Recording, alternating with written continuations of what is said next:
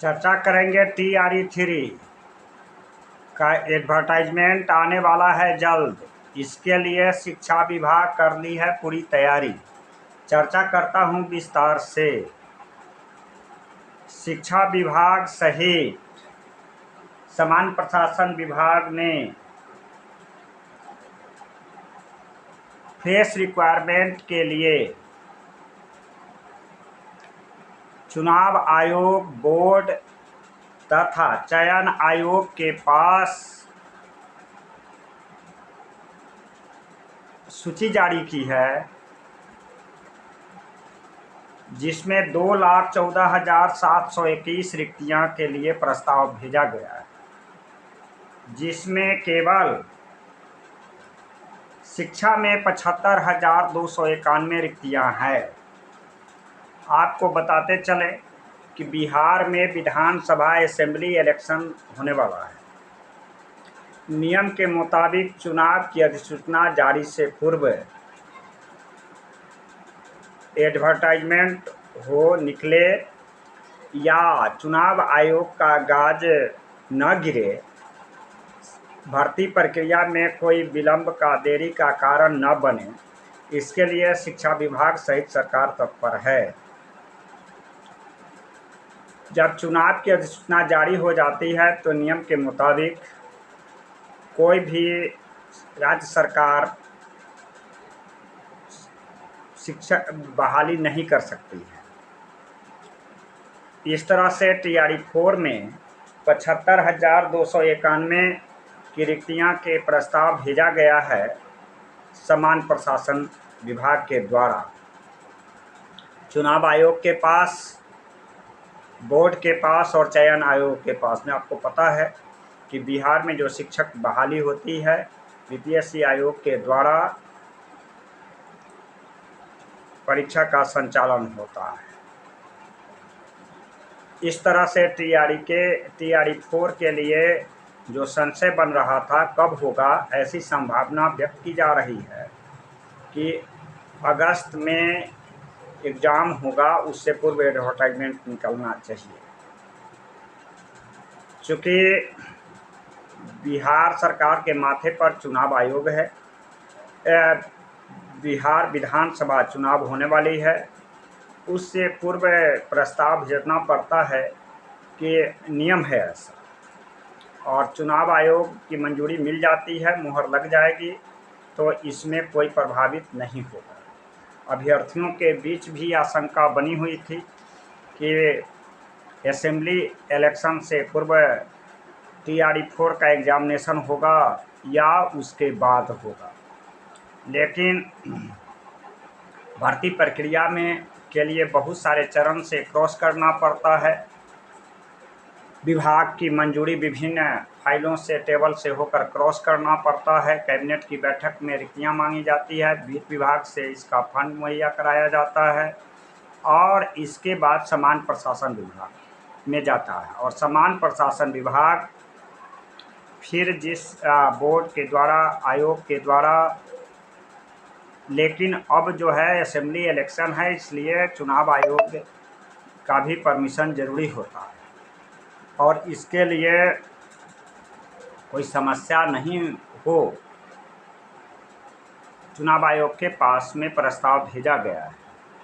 आपको पता है कि 2,14,721 में केवल शिक्षा विभाग का 75,291 रिक्तियां का प्रस्ताव भेजा गया है।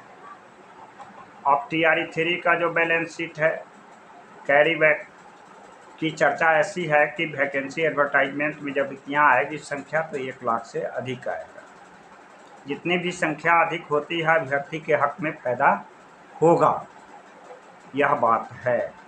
अब इस चैनल के माध्यम से अभ्यर्थी अपनी तैयारी में लग जाए, लेकिन एक चिंता सता रही है अधिकतम उम्र के अभ्यर्थियों का।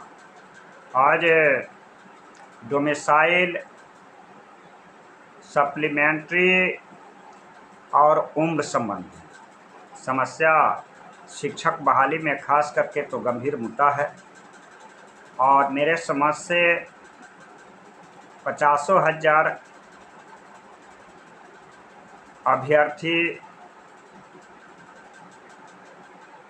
या जितनी 50% कहा जाए कि जितनी TRE-1 में हुआ, TRE-2 में हुआ, TRE-3 में जितनी संख्या थी उसका 50 से 60% ही फुलफिल हो पाया।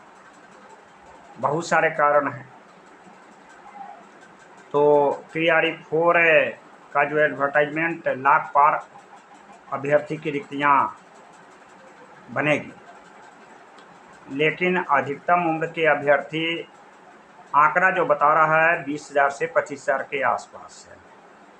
मैं अभी भी कहता हूँ कि आप के लिए यह एडवर्टाइजमेंट शून्य बटा सन्नाटा नहीं हो, इसके लिए आपको आगे बढ़ना पड़ेगा। 2 केस दायर है और दोनों की सुनवाई जुलाई के फर्स्ट वीक में होगी। चूँकि अभी ग्रीष्मावकाश है, हाईकोर्ट बंद है, तो अधिकतम उम्र के अभ्यर्थी अपनी लड़ाई को समझते हुए TRE-4 में कैसे शामिल होगा, इसके लिए आगे बढ़ना है। चूँकि एडवर्टाइजमेंट आएगी असेंबली इलेक्शन से पहले, यदि आपको एज रिलैक्सेशन नहीं देती है सरकार, तो आपके लिए यह एडवर्टाइजमेंट शून्य बटा सन्नाटा होगा और आपकी लाइफ रद्दी की टोकरी बन जाएगी, कागज़ के साथ साथ, सर्टिफिकेट के साथ साथ। इसलिए आपके पास में जितना ऊर्जा इन्फेटिक है, इसको आप लड़ाई में झोंकें और सरकार को बाध्य करें अपनी मांग को मनवाने के लिए, तभी जाकर के आप शिक्षक बन पाइएगा। अभ्यर्थियों के द्वारा लगातार कॉल होता है कि उम्र के